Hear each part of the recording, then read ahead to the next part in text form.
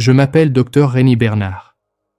Un de mes patients m'a dit quelque chose qui a changé ma vie. Il avait 73 ans. Écoutez bien ce qu'il m'a confié.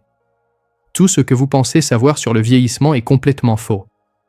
Et le pire, les gens qui devraient vous le dire, vos parents, vos professeurs, la société, soit ils vous mentent, soit ils ne le savent pas eux-mêmes. Vous voyez, j'ai passé les 50 premières années de ma vie à croire les mêmes mensonges que vous croyez probablement maintenant. Je pensais avoir tout compris. J'avais la carrière, la maison, le respect de mes collègues. Mais à 52 ans, quelque chose s'est produit. Quelque chose qui a détruit tout ce que je pensais savoir. Et ce que j'ai découvert pendant les 21 ans qui ont suivi, ça a complètement changé ma façon de voir la vie, la mort et tout le reste. Mais avant de vous dire ce qui s'est passé, vous devez comprendre quelque chose. Je vous raconte cette histoire parce que le temps me manque. Et il y a des choses que vous devez entendre avant qu'il ne soit trop tard. Pas trop tard pour moi, trop tard pour vous. À 52 ans, j'ai eu ce que les médecins appellent un accident cardiaque. C'est une façon élégante de dire que mon cœur a essayé de me tuer. J'étais en réunion, on discutait des résultats trimestriels, et soudain la salle s'est mise à tourner. La chose suivante dont je me souviens, c'est me réveiller dans un lit d'hôpital avec des tubes sortant de mes bras et ma femme qui pleurait dans un coin. Les médecins ont dit que j'avais eu de la chance. De la chance. Je venais de rencontrer ma propre mort face à face, et ils appelaient ça de la chance. Mais vous savez quoi, ils avaient raison. Parce qu'allongé dans ce lit d'hôpital, avec rien d'autre à faire que réfléchir, j'ai réalisé quelque chose de terrifiant. J'avais vécu toute ma vie en pilote automatique. Je n'étais pas vraiment vivant, je faisais juste les gestes, je cochais des cases, j'essayais de répondre aux attentes des autres. Et voici la partie qui me hante encore aujourd'hui. Si j'étais mort ce jour-là, si mon cœur s'était arrêté définitivement, qu'est-ce que j'aurais laissé derrière moi? Une belle maison. Un compte de retraite. Une collection de réussites que personne ne se rappellerait dans 5 ans. Laissez-moi vous dire le plus gros mensonge que vous vous racontez probablement en ce moment. J'ai le temps. Je ferai ça plus tard. Quand je serai plus vieux, je vivrai enfin la vie que je veux. Je vois des jeunes de 20 ans, 30 ans, même 40 ans, et ils disent tous la même chose. Quand je gagnerai plus d'argent, alors je serai heureux. Quand j'aurai cette promotion, alors je me détendrai. Quand les enfants seront grands, alors je voyagerai. Quand je serai à la retraite, alors je ferai enfin ce que j'aime. Laissez-moi vous épargner 50 ans de regrets avec une simple vérité. Ce jour n'arrive jamais. Vous savez pourquoi? Parce que les objectifs ne cessent de bouger. Vous obtenez la promotion, et soudain vous avez besoin de la suivante. Vous gagnez plus d'argent, et soudain vous avez besoin de plus d'argent. Vous courez toujours après quelque chose juste hors de portée, et avant de vous en rendre compte, vous avez 70 ans et vous vous demandez où est passée votre vie. J'ai fait ça. J'ai passé 30 ans à grimper une échelle, seulement pour réaliser quand je suis arrivé au sommet qu'elle était appuyée contre le mauvais mur. Et vous ne pouvez pas redescendre et recommencer. Le temps ne fonctionne pas comme ça. Voici quelque chose que personne ne vous dit quand vous êtes jeune. Le succès est un objectif terrible. Et je dis ça en tant que quelqu'un qui a accompli tout ce que je voulais accomplir. Je suis devenu associé dans mon cabinet. J'ai acheté la maison. J'avais le respect de mes collègues. Et vous savez quoi? Rien de tout ça n'avait d'importance. Vous atteignez votre objectif, et pendant environ 48 heures, vous vous sentez incroyable. Puis le sentiment disparaît. Vous revenez à la normale. Maintenant, vous avez besoin d'un nouvel objectif, d'une plus grande réussite, de plus de validation. C'est une roue de hamster. J'avais un ami qui est mort il y a 3 ans à 68 ans. Il a travaillé 70 heures par semaine toute sa vie. Il a construit une entreprise de plusieurs millions d'euros. Il n'a jamais pris de vraies vacances. Il disait toujours qu'il ralentirait l'année prochaine. L'année prochaine est arrivée et il a eu un accident vasculaire cérébral.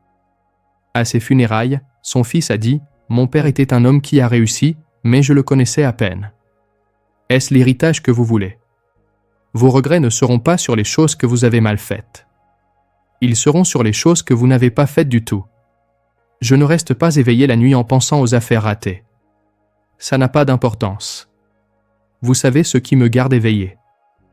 Le voyage au Japon que je n'ai jamais fait parce que j'étais trop occupé. La relation avec mon frère que j'ai laissé se détériorer. Le livre que j'ai toujours voulu écrire mais que je n'ai jamais commencé. Le temps que je n'ai pas passé avec mes enfants parce que je travaillais tard. Ces choses vous rongent. Les opportunités manquées. Les routes non prises. L'amour que vous n'avez pas exprimé. Les risques que vous n'avez pas pris parce que vous aviez peur. Les gens que vous aimez, vos parents, vos frères et sœurs, vos amis proches, vous pensez avoir un temps unité avec eux. Vous n'en avez pas. Et un jour, ce temps s'épuisera. Mon père est mort quand j'avais 45 ans. Nous avions une relation compliquée. Et j'étais toujours trop occupé pour vraiment y travailler. Je pensais toujours que nous aurions le temps de parler quand je serais moins occupé. Nous n'avons jamais eu cette chance. Crise cardiaque. Parti en quelques heures. Et vous savez quel est mon plus grand regret? Tous les dimanches où je ne l'ai pas appelé. Toutes les fois où j'étais trop fatigué pour aller dîner chez lui. Tous les petits moments que j'ai laissés filer. Il n'y en aura pas toujours plus. J'avais aussi une sœur, Marie. Elle vivait à Marseille. Nous étions très proches quand nous étions jeunes. Mais la vie nous a séparés. Le travail, la distance, les responsabilités. Je me disais toujours, un jour j'irai la voir. Un jour on rattrapera le temps perdu. Un jour on se parlera vraiment. Elle est morte à 60 ans. Un cancer. Ça a été si rapide. Quand j'ai reçu l'appel, j'ai réalisé que je ne l'avais pas vue depuis presque 4 ans. 4 années entières. Et pourquoi? Parce que j'étais occupé. Parce que j'avais des réunions. Parce que je pensais qu'il y aurait toujours un lendemain. À son enterrement, j'ai trouvé des lettres qu'elle m'avait écrites mais qu'elle n'avait jamais envoyées. Des lettres où elle me parlait de sa vie, de ses peurs, de ses espoirs. Des lettres où elle disait qu'elle attendait ma visite. Des lettres où elle disait qu'elle me manquait. Je n'ai jamais eu la chance de lui répondre. Je n'ai jamais eu la chance de lui dire qu'elle me manquait aussi. Je n'ai jamais eu la chance de lui dire que je l'aimais. C'est ça le vrai prix de l'attente. Ce ne sont pas les choses que vous ratez. Ce sont les gens que vous perdez. Après mon arrêt cardiaque, j'ai fait de grands changements. J'ai pris du recul par rapport au travail. J'ai commencé à dire non aux choses qui n'avaient pas d'importance. J'ai commencé à dire oui aux choses que j'avais repoussées pendant des décennies. Durant ces 21 dernières années, j'ai appris plus sur la vie que pendant les 52 premières. Ce qui compte est embarrassant de simplicité. Du temps avec les gens que vous aimez. Un travail qui a du sens pour vous. Vivre des expériences, pas posséder des choses. Créer des souvenirs. Être présent. Je sais que ça semble simple. Quand j'avais votre âge, j'aurais levé les yeux au ciel. Bien sûr, mais j'ai des factures à payer. Et oui, c'est vrai. Je ne dis pas de quitter votre travail. Je dis de ne pas sacrifier ce qui compte pour ce qui ne compte pas. Voici une question que je veux que vous vous posiez, et je veux que vous y répondiez honnêtement. Si vous mouriez demain, seriez-vous satisfait de la vie que vous avez vécue jusqu'à présent? Pas est-ce que les gens seraient impressionnés par votre éloge funèbre? Pas est-ce que vous avez assez accompli? Juste, seriez-vous satisfait? Si la réponse est non, alors qu'attendez-vous? Qu'est-ce que vous faites de votre temps qui est si important que vous êtes prêt à parier votre unique et précieuse vie dessus? J'ai 73 ans. J'ai eu la chance d'avoir une bonne santé depuis cet arrêt cardiaque. Mais chaque matin quand je me réveille, je suis conscient que je vis sur du temps emprunté. Nous le sommes tous, en réalité. Mais la plupart des jeunes ne s'en rendent pas compte. Ils pensent qu'ils sont invincibles. Ils pensent qu'ils ont l'éternité. Vous ne l'avez pas. J'ai des petits-enfants. 3. Et quand je les regarde, je vois les mêmes schémas que je vois chez la plupart des jeunes aujourd'hui. Ils sont stressés, ils sont anxieux, ils courent après des choses qui ne les rendront pas heureux. Ils font les mêmes erreurs que moi. Et j'essaie de leur dire. J'essaie de partager ce que j'ai appris. Mais vous savez quoi? Ils n'écoutent pas vraiment. Pas parce que ce sont de mauvais enfants, mais parce qu'ils ne peuvent pas. Ils vivent dans la tempête en ce moment. Ils ne peuvent pas encore voir les schémas. Ils pensent que leur situation est unique, que les vieilles règles ne s'appliquent pas à eux. C'est pourquoi je raconte cette histoire. Parce que peut-être, juste peut-être, si assez de gens entendent ce message, quelqu'un l'écoutera vraiment. Quelqu'un fera des choix différents. Quelqu'un évitera les regrets qui hantent des gens comme moi. Chaque jour, vous vous rapprochez de la mort. Personne n'aime penser à ça. Mais vous n'avez pas un temps illimité. Les gens que vous aimez non plus. Vos parents, s'ils sont encore en vie, ils vieillissent chaque jour. Un jour, probablement plus tôt que vous ne le pensez, ils ne seront plus là. Vos amis, votre conjoint, vos enfants, aucune de ces relations ne dure éternellement. Alors qu'allez-vous faire? Continuez à reporter ce coup de téléphone. Continuez à remettre ce voyage à plus tard. Continuez à vous dire que vous trouverez le temps plus tard. Ou allez-vous vous réveiller aujourd'hui et commencer à vivre comme si votre temps était limité? Parce qu'il l'est. Si je pouvais revenir en arrière et parler à mon moi de 30 ans, voici ce que je dirais. Arrête d'essayer d'impressionner des gens qui n'ont pas d'importance. Arrête de sacrifier ta santé pour ta carrière. Arrête de reporter la joie jusqu'à un jour. Arrête d'attendre la permission de vivre la vie que tu veux. Commence à appeler tes parents plus souvent. Commence à faire les voyages dont tu rêves. Commence à faire les choses qui te font peur. Commence à dire non aux obligations qui t'épuisent. Commence à dire oui aux expériences qui te comblent. Et surtout, commence maintenant. Pas l'année prochaine. Pas après ce projet. Pas quand tu auras plus d'argent ou plus de temps ou plus de quoi que ce soit. Maintenant. Parce que je vous promets, le moment parfait ne viendra jamais. La vie sera toujours désordonnée et compliquée et pleine de raisons d'attendre. Mais si vous attendez, vous vous réveillerez un jour et réaliserez que vous avez attendu toute votre vie. J'ai 73 ans. Si j'ai de la chance, peut-être 10 ou 15 ans de plus. Peut-être 20 si je suis béni. Probablement moins. Et je suis en paix avec ça. Parce que ces 21 dernières années ont été les plus riches de ma vie. Pas parce que j'ai gagné plus d'argent. Parce que j'ai enfin commencé à vivre intentionnellement. À apprécier chaque jour.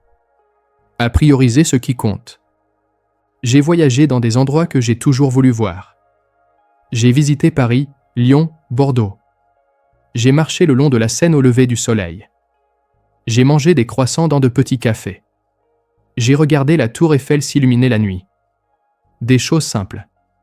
Des choses que j'aurais pu faire à 30 ans, mais que j'ai attendu jusqu'à 60 ans pour faire. J'ai approfondi mes relations avec mes enfants et petits-enfants. J'ai assisté à chacun de leurs événements. Leur récital. Leur match de football. Leur remise de diplôme. Je n'ai plus jamais dit que j'étais trop occupé. J'ai poursuivi des passe-temps que j'avais repoussés. J'ai appris à peindre. J'ai commencé à jardiner. J'ai lu des livres que je voulais lire depuis des décennies. J'ai appris l'italien juste parce que j'en avais envie. J'ai pardonné aux gens contre qui j'avais des rancunes. Des collègues qui m'avaient trahi. Des amis qui m'avaient déçu. Parce que garder la rancune, c'est comme boire du poison et attendre que l'autre personne meure. Ça ne fait de mal qu'à vous. J'ai dit je t'aime d'innombrables fois. À ma femme. À mes enfants. À mes amis. Des mots que j'avais gardés pour moi pendant des années parce que j'avais peur de paraître faible ou sentimental. Mais vous savez quoi? Ces mots sont les plus importants que vous puissiez dire. Je suis plus heureux maintenant, à 73 ans, avec moins de temps devant moi, que je ne l'étais à 30 ans, quand je pensais avoir tout le temps du monde. C'est l'ironie. Quand vous comprenez que le temps est limité, vous commencez vraiment à vivre. Vous arrêtez de le gaspiller. Vous arrêtez de reporter la joie. Vous commencez à créer le bon moment.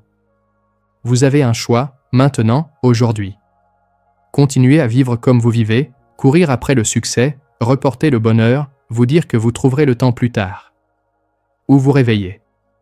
Réalisez que le temps s'écoule plus vite que vous ne le pensez, et que la vie que vous attendez de vivre doit commencer maintenant. Je ne peux pas faire ce choix pour vous. Mais je peux vous dire. Vous ne voulez pas avoir 73 ans, regardez en arrière, et souhaitez avoir fait des choix différents. Ne gaspillez pas 52 ans à comprendre ça. Apprenez de mes erreurs. Vivez intentionnellement. Priorisez ce qui compte. Arrêtez d'attendre un jour. Un jour, c'est aujourd'hui. Ça l'a toujours été. Voilà ce que mon patient m'a dit ce jour-là à l'hôpital. Et en l'écoutant, assis au bord de son lit, j'ai senti quelque chose changer en moi. Cet homme, avec ses cheveux blancs et ses mains tremblantes, venait de me donner la leçon la plus importante de ma vie. Vous savez, en tant que médecin, je vois beaucoup de patients. Des centaines chaque année. Mais celui-ci était différent. Il ne parlait pas de ses médicaments ou de ses symptômes. Il parlait de la vie. De la vraie vie. Et j'ai réalisé quelque chose. À 35 ans, je commettais déjà les mêmes erreurs que lui. Je travaillais 60 heures par semaine. Je manquais les anniversaires. Je reportais les vacances. Je disais toujours, plus tard, quand les choses se calmeront. Mais les choses ne se calment jamais. La vie ne devient jamais moins compliquée. Vous ne trouverez jamais le moment parfait. Alors j'ai commencé à changer. Petit à petit. J'ai commencé à rentrer chez moi à l'heure. J'ai commencé à éteindre mon téléphone le week-end. J'ai commencé à dire oui au dîner avec ma famille et non aux réunions inutiles. Et vous savez ce qui s'est passé. Ma vie n'est pas tombée en morceaux. Mon cabinet n'a pas fermé. Mes patients n'ont pas souffert. En fait, je suis devenu un meilleur médecin. Parce que j'étais plus heureux. Plus présent. Plus humain. Maintenant, quand je vois mes patients âgés, je ne vois plus seulement leurs maladies. Je vois leurs histoires. Leurs regrets. Leur sagesse. Et j'essaie d'apprendre d'eux. Ce patient de 73 ans, il est décédé 2 ans après notre conversation. Mais avant de partir, il m'a remercié. Il m'a dit « Merci d'avoir écouté. Merci d'avoir pris le temps. » Parce que la plupart des gens ne veulent pas entendre ces choses. Ils pensent qu'ils ont le temps. Mais vous n'avez pas le temps. Aucun d'entre nous ne l'a. Alors voici ce que je vous demande aujourd'hui. Écoutez cette histoire. Vraiment écoutez. Ne la mettez pas de côté en pensant que ça ne s'applique pas à vous. Parce que ça s'applique. À chacun d'entre nous. Pensez à votre vie en ce moment. Pensez aux choses que vous reportez. Aux gens que vous négligez. Aux rêves que vous enterrez. Et demandez-vous, est-ce vraiment ce que je veux? Parce que dans 20 ans, dans 30 ans, dans 50 ans, vous serez celui qui raconte cette histoire. Vous serez celui qui regarde en arrière et qui se demande pourquoi vous n'avez pas agi plus tôt. Ne soyez pas cette personne. Commencez aujourd'hui. Appelez vos parents. Embrassez vos enfants. Réservez ce voyage. Écrivez ce livre. Pardonnez cette personne. Dites je t'aime. Faites quelque chose, n'importe quoi, qui vous rapproche de la vie que vous voulez vraiment vivre. Parce que l'horloge tourne. Pour vous. Pour moi. Pour nous tous. La question n'est pas de savoir si le temps va s'épuiser. C'est de savoir ce que vous allez faire avec le temps qu'il vous reste. Alors, qu'allez-vous faire de votre temps ?